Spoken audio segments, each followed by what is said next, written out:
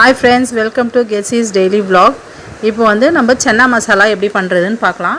எந்த ஒரு மசாலாவும் கடையில் விற்கிற மசாலா நம்ம சேர்க்காம வெறும் கரம் மசாலா மட்டும் தான் போட போகிறோம்.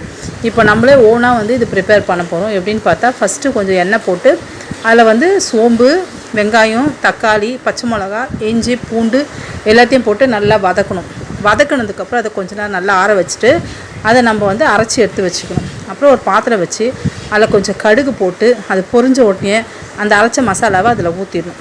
ஊற்றிட்டு அதில் வந்து தேவையான அளவுக்கு மஞ்சத்தூள், கரம் மசாலா, உப்பு எல்லாத்தையும் போட்டு மிக்ஸ் பண்ணணும். நல்லா மிக்ஸ் பண்ணிவிட்டு அந்த ஊற வச்ச கொண்டைக்கடலையும் அதில் நம்ம போட்டுடணும்.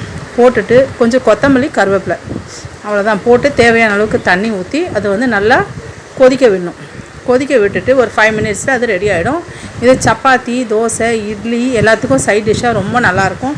ட்ரை பண்ணி பாருங்கள். இது உங்களுக்கு பிடிச்சிருந்தா எங்களுடைய சேனலை சப்ஸ்கிரைப் பண்ணுங்கள், லைக் பண்ணுங்கள். பாய்.